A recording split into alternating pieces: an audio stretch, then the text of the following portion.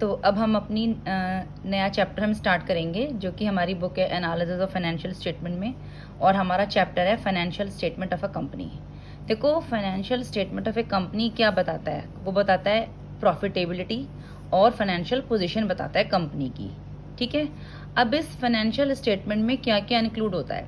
देखो, इसमें इंक्लूड होता है balance sheet, statement of profit and loss, statement of changes in equity, cash flow statement और explanatory notes. ठीक है, अब क्या होता है कि देखो, format of these are given in companies act 2013 for above things. इन सब का फॉर्मेट हमें कहाँ पर गिवन होता है? कंपनीज एक्ट 2013 में गिवन होता है।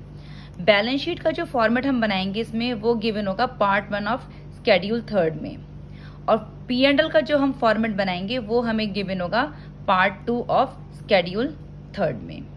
ठीक है बेटा, अब सबसे पहले हमें इसमें दो फॉर्मेट बनाने होते हैं। पहला बनाना होता है स्टेटमेंट ऑफ P&L का, और एक बनाना होता है बैलेंस शीट का फॉर्मेट। ठीक है, तो सबसे पहले हम देखते हैं statement of profit and loss का फॉर्मेट।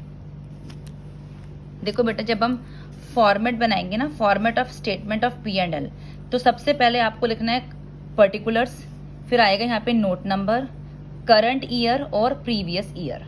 ठीक है, अब देखो, इसमें सबसे पहले नंबर 1 पे आता है रेवेन्यू फ्रॉम ऑपरेशन, जो कि निकलेगा हमारा sales minus sales return plus sale of scrap से।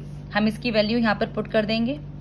इसके बाद हम इसमें ऐड करेंगे अदर इनकम्स। यहाँ पर हम इसे ऐड करेंगे। कौन कौन सी इनकम? जैसे सपोज करो interest income, dividend income, commission received, discount received. ठीक है, यहाँ हमने उसकी वैल्यू लिखी। अब हम ये 1 और 2 को जब प्लस करेंगे तो इससे हमारा टोटल रेवेन्यू आ जाएगा। ठीक है बेटा, इससे हमारा क्या आ जाएगा? Total revenue. अब हमें इसमें से माइनस करने हैं, ये हमारा नंबर 3 हो जाएगा टोटल रेवेन्यू, जो कि हमारा 1 + 2 करके आया है। ठीक है, अब डालेंगे नंबर 4 जो कि है हमारे एक्सपेंसेस। क्या क्या आते हैं इसमें एक्सपेंसेस? देखो, इसमें आता है सबसे पहले cost of material consumed. Cost of material consumed क्या होता है कि opening stock plus net purchases और minus closing stock. Net purchases होते हैं परचेजेस माइनस परचेज रिटर्न, उसकी वैल्यू आप बाहर लिखेंगे। फिर एक्सपेंसेस में आते हैं, ये नंबर 4 में ही आएंगे सारे एक्सपेंसेस, ये ध्यान रखना। इसके बाद आएगा purchase of stock in trade, changes in inventory of finished goods, work in progress and stock in trade. फिर आएगा एम्प्लॉय बेनिफिट एक्सपेंसेस, जैसे कि सैलरी हो गया या वेजेस हो गया। फिर आएगा फाइनेंस कॉस्ट। फाइनेंस कॉस्ट में आता है जैसे बोरोइंग कॉस्ट या इंटरेस्ट एक्सपेंसेस। इसके बाद इसमें आता है डेप्रिसिएशन एंड अमोर्टाइजेशन एक्सपेंसेस और बाकी के सारे अदर एक्सपेंसेस, जैसे कि मान लो बेड डेट्स हो, कैरेज इनवर्ड हो, कैरेज आउटवर्ड हो, फ्रेट हो, एडवर्टीजमेंट हो, लीगल चार्जेस हो, ऑडिट फीस हो, बैंक चार्जेस हो, सेलिंग एक्सपेंसेस हो या एडमिनिस्ट्रेटिव एक्सपेंसेस हो। तो ये सारे के सारे एक्सपेंसेस आएंगे नंबर 4 एक्सपेंसेस में। अब इसके बाद हम क्या करेंगे कि हम इस सारे एक्सपेंसेस का नंबर 5 है टोटल एक्सपेंसेस। ये जितने भी हमारे ये एक्सपेंसेस आए ना, नंबर 5 डाल के इनकम टोटल कर देंगे। ठीक है, अब इससे हमारा नंबर 6 निकलेगा प्रॉफिट बिफोर टैक्स, जो कि हमारा कैसे आया? ये हमने नंबर 3 किया था टोटल रेवेन्यू। 1 और 2 का जब हमने टोटल किया तो नंबर 3 आया टोटल रेवेन्यू। फिर नंबर 4 का जब टोटल किया सारे एक्सपेंसेस का तो नंबर 5 आया टोटल एक्सपेंसेस। अब हमें टोटल रेवेन्यू में से टोटल एक्सपेंसेस यानी नंबर 3 में से नंबर 5 को हम माइनस कर देंगे, तो ये हमारा प्रॉफिट बिफोर टैक्स आ जाएगा। ठीक है, अब हम इसमें से नंबर 7 डालो, लेस करेंगे टैक्स, जो भी क्वेश्चन में जितने रेट का दे रखा होगा। इसको आप नंबर 6 डाल लो, ये हमने यहाँ पे टैक्स लेस कर दिया। इससे हमारा निकल जाएगा प्रॉफिट आफ्टर टैक्स, यानी कि नंबर 6 में से जब हम नंबर 7 को माइनस करेंगे तो हमारा ये आ जाएगा नंबर 8 प्रॉफिट आफ्टर टैक्स। ठीक है बेटा, तो इस तरीके से हमारा फॉर्मेट बनता है P&L का। सबसे पहले आएगा रेवेन्यू फ्रॉम ऑपरेशन, इसमें हम ऐड करेंगे अदर इनकम्स, इन दोनों का टोटल करेंगे तो टोटल रेवेन्यू आ जाएगी, जो कि मैंने नंबर 3 डाला है।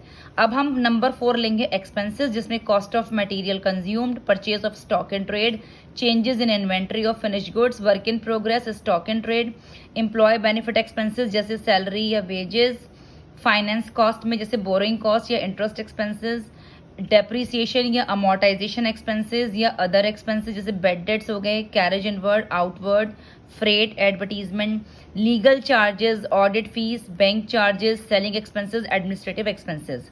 अब ये हमारा नंबर 3 है टोटल रेवेन्यू और नंबर 4 है total expenses, number 5 total expenses. Total revenue में से टोटल एक्सपेंस को माइनस करेंगे तो प्रॉफिट बिफोर टैक्स आ जाएगा। अब प्रॉफिट बिफोर टैक्स में से जब हम लेस करेंगे टैक्स तो हमारा ये प्रॉफिट आफ्टर टैक्स आ जाएगा। तो ये हमारा एक फॉर्मेट होता है जो कि होता है P&L अकाउंट का। ठीक है, अब इसमें कुछ नोट्स आप लिख लो, जैसे कि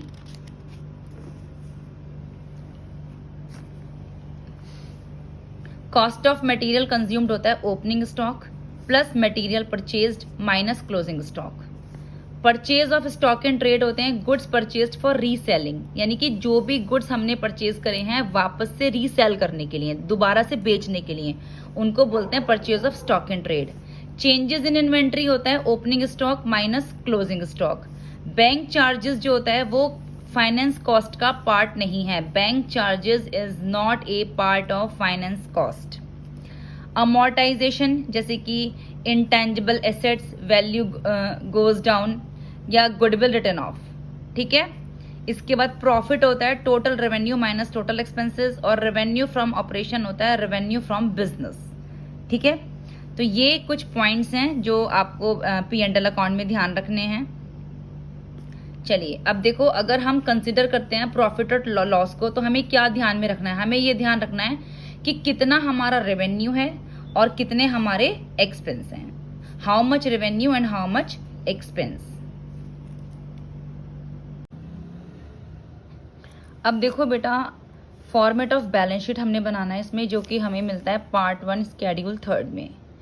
अगर आप देखोगे कि नॉर्मल बैलेंस शीट हम कैसे बनाते हैं, नॉर्मल बैलेंस शीट तो हम ऐसे बनाते हैं ना कि लायबिलिटी अमाउंट, एसेट्स अमाउंट, इधर हम लिखते हैं capital, non current liability, current liability का टोटल और फिर नॉन करंट एसेट्स और करंट एसेट्स का टोटल। ये हमारी एक नॉर्मल बैलेंस शीट बनती है। लेकिन इस चैप्टर में हमको बैलेंस शीट कैसे बनानी है? वर्टिकल बैलेंस शीट बनानी है हमें इस चैप्टर में। हमें जो बैलेंस शीट है वो हॉरिजॉन्टल ना बना के ऐसे वर्टिकल बनानी है, यानी पहले हम लायबिलिटीज और फिर नीचे एसेट्स। ठीक है बेटा, ऐसे हम बनाएंगे वर्टिकल बैलेंस शीट। चलो तो स्टार्ट करते हैं। देखो फॉर्मेट ऑफ बैलेंस शीट कैसे बनेगा हमारा। देखो फॉर्मेट ऑफ बैलेंस शीट हमारा ऐसे बनेगा, पहले आएगा particulars, note number, current year और प्रीवियस ईयर। ठीक है, जिसमें कि सबसे पहले हम बनाएंगे लायबिलिटी का और फिर हम बनाएंगे एसेट्स का। तो देखो सबसे पहले हमारे लायबिलिटीज में क्या आता है? हमारे लायबिलिटीज में आता है इक्विटी एंड लायबिलिटीज, जिसमें कि हम नंबर 1 डालेंगे शेयर होल्डर फंड्स। क्या क्या आते हैं शेयर होल्डर फंड्स में? देखो आता है share capital, reserve and surplus, money received against share warrants. क्या आता है? देखो जिसके ये जो हमारा money received against share warrants है ये हमें बैलेंस शीट में शो करना है, लेकिन ये हमारे सिलेबस में नहीं आ रहा है। इसके ऊपर मैंने स्टार बना दिया है। स्टार का मतलब यह है कि आपको सिर्फ इसे फॉर्मेट में शो करना है, लेकिन ये हमारे सिलेबस में नहीं आ रहा है। ठीक है, तो इक्विटी एंड लायबिलिटी में जो नंबर 1 आएगा वो आएगा शेयर होल्डर फंड्स, जिसमें सबसे पहले आएगा share capital, reserve and surplus, money received against share warrants. इसके बाद नंबर 1 के बाद नंबर 2 लेंगे, इसमें share application money pending allotment. ठीक है, क्या आएगा इसके बाद? Share application money pending allotment.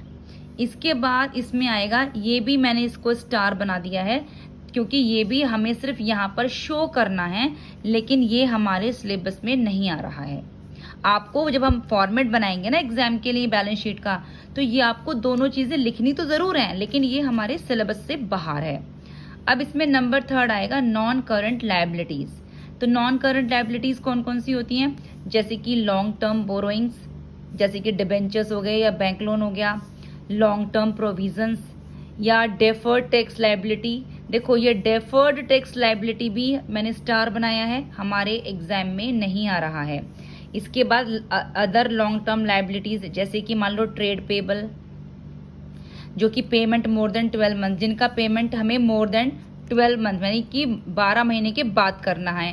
Creditors या बीपी, वो होते हैं अदर लॉन्ग टर्म लायबिलिटी। ये वो वाले ट्रेड पेबल हैं जिनका पेमेंट हमें 12 महीने के बाद करना है।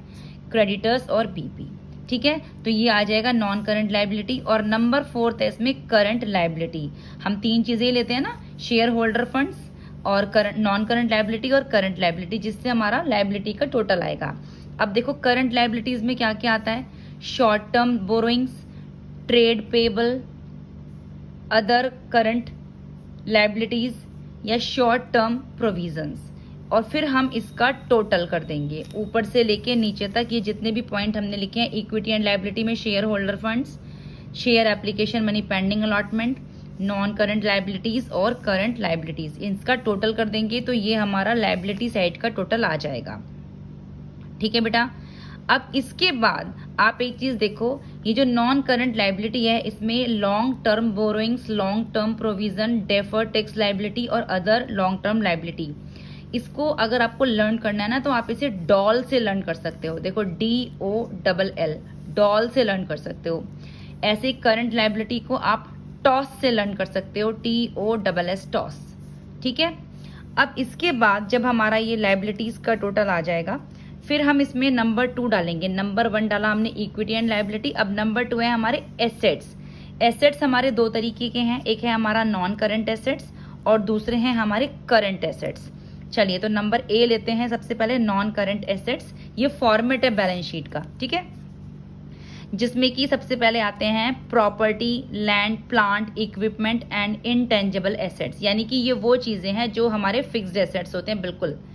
फिर है हमारा property, plant and equipment, tangible fixed assets. इसमें जो property, plant, equipment and tangible assets है, इसमें हमारी क्या क्या चीजें आएंगी, इसमें आएगा हमारा property, plant and equipment, intangible assets, capital work in progress, intangible assets under development. हमारा ये नॉन करंट एसेट्स में जो फर्स्ट पॉइंट था वो था property, plant, equipment and intangible asset, जिसके नीचे हमको नंबर 1 डालना है property, plant and equipment, intangible assets, capital work in progress, intangible assets under development. ठीक है, ये हमारा A पॉइंट है इसमें नॉन करंट एसेट्स। देखो, अब इसी के नीचे लिखना आपको, ये फॉर्मेट बनाना है, क्योंकि रजिस्टर यहाँ पर खत्म हो गया है तो मैं नेक्स्ट पेज पे ले रही हूँ। इसी के नीचे आप चलेंगे। अब इसमें नेक्स्ट पॉइंट आ जाएगा नॉन करंट इन्वेस्टमेंट, फिर आ जाएगा डेफर्ड टैक्स एसेट्स, फिर आ जाएगा long term loans and advances. ठीक है, तो सबसे पहले हमने लिया था property, plant, equipment and intangible asset, जिसमें हमारी ये सारे पॉइंट्स आए थे। इसके बाद नेक्स्ट पॉइंट है हमारा नॉन करंट इन्वेस्टमेंट, फिर डेफर्ड टैक्स एसेट्स, फिर long term loans and advances और नॉन करंट एसेट्स। फिर इसमें हम डालेंगे अपना B पॉइंट। हमने A डाला था नॉन करंट एसेट्स, अब हम डालेंगे अपना B पॉइंट जो कि है करंट एसेट्स। अब इसमें आता है करंट इन्वेस्टमेंट। करंट इन्वेस्टमेंट में क्या क्या आएगा हमारा, आप इसको टिस्को से लर्न कर सकते हो, जैसे inventories, trade receivables, cash and cash equivalents, short term loans and advances और अदर करंट एसेट्स। और फिर हम एसेट्स का भी टोटल यहाँ पे कर देंगे। तो ये जो हमारा लाइबिलिटी का टोटल आएगा और ये जो हमारा एसेट का टोटल आएगा, ये इक्वल आएगा। इसमें हमने जो अपनी बैलेंस शीट बनाई है वो हमने वर्टिकल फॉर्म में बनाई है। ठीक है बेटा, किस फॉर्म में बनाई है, वर्टिकल फॉर्म में बनाई है। इसी के नीचे ये पार्ट इतना और है यहाँ तक। ठीक है, चलिए अब